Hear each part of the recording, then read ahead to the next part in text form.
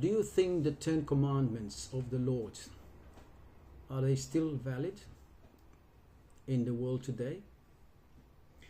Good evening, everyone.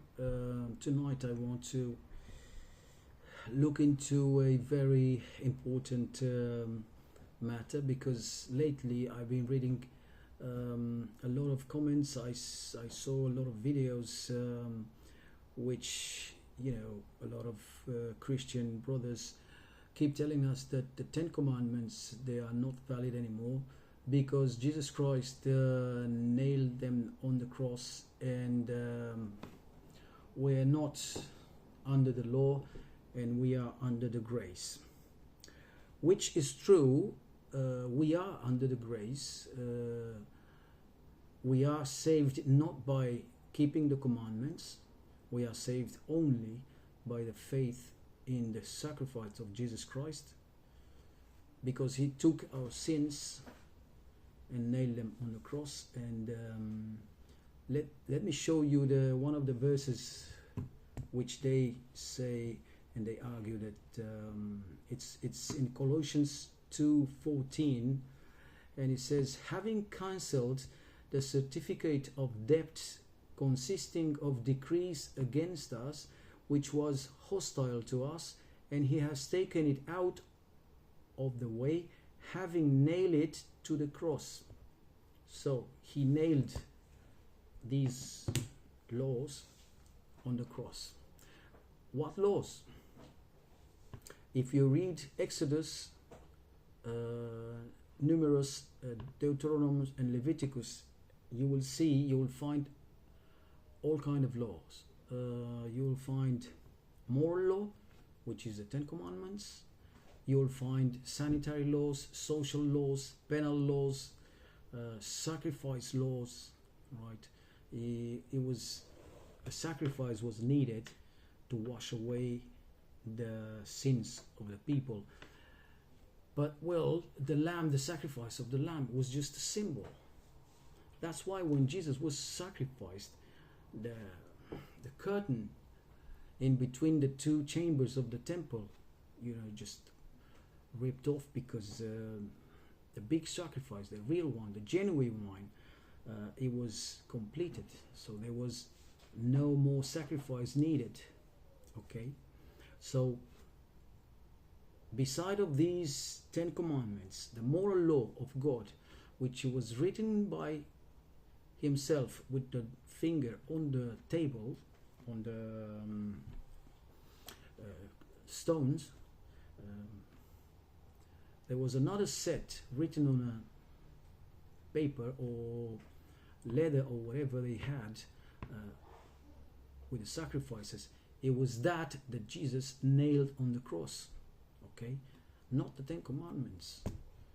Look what Jesus says about the law. In Matthew 5:17, he says, do not think that I have come to abolish the law or the prophets. I have not come to abolish them, but to fulfill them. Okay?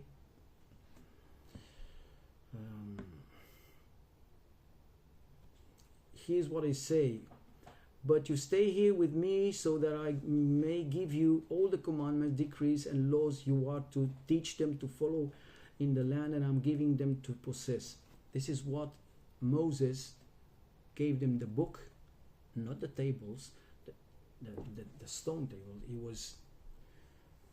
It was already into the arch, right, the covenant.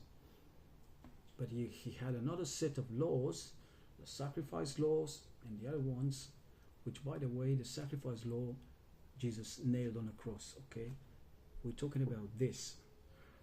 Here's what John says.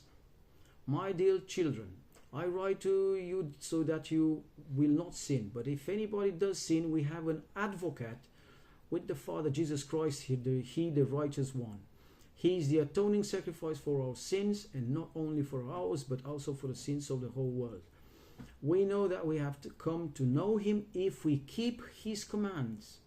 Whoever says, I know him, but he does not do what he commands is a liar, and the truth is not in that person.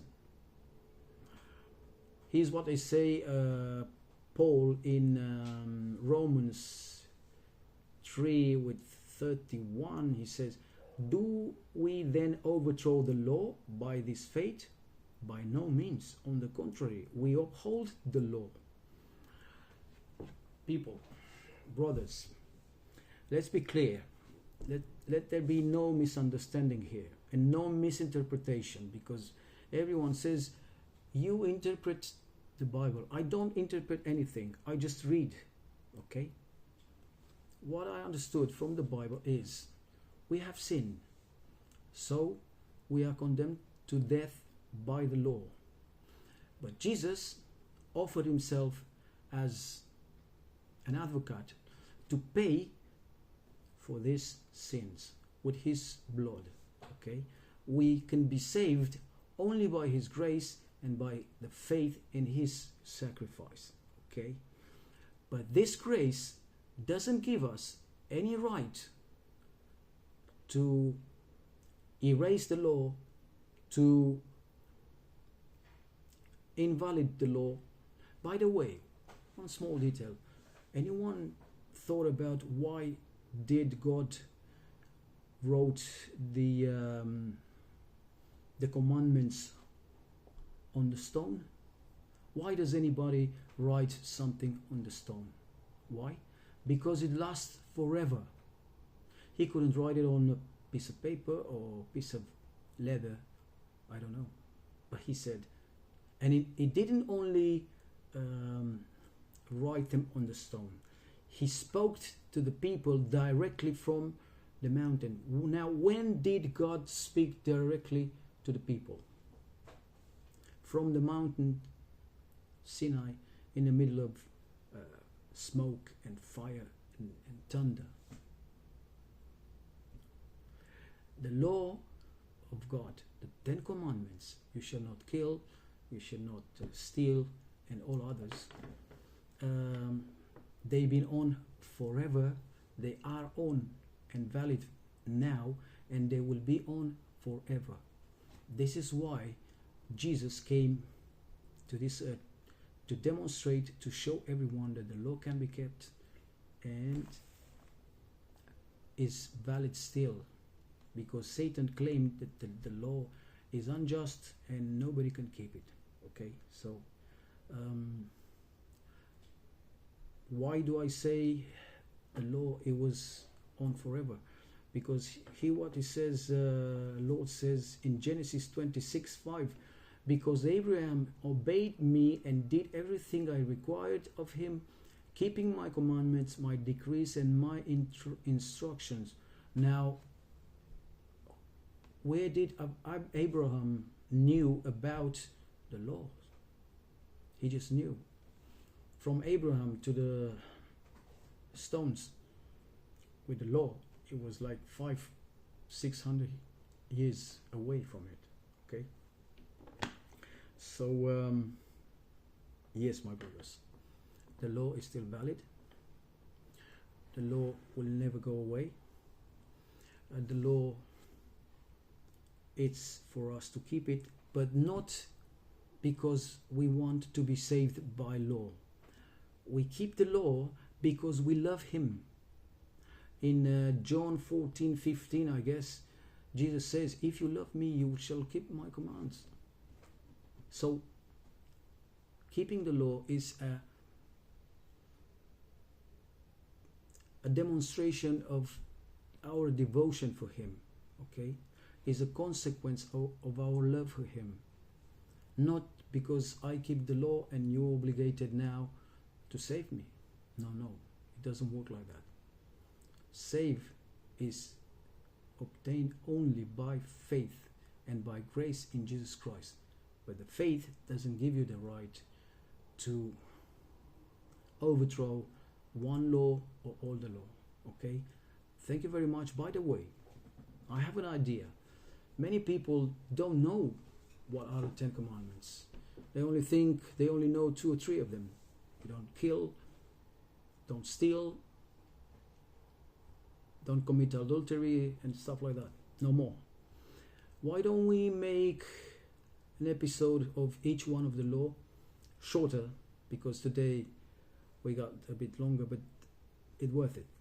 All right. And we see what's about every one of them, and we see what every commandment means, and what it refers to. Okay, thank you very much. Good evening, good night. I'll wait for you in the future chapters. Okay, bye bye.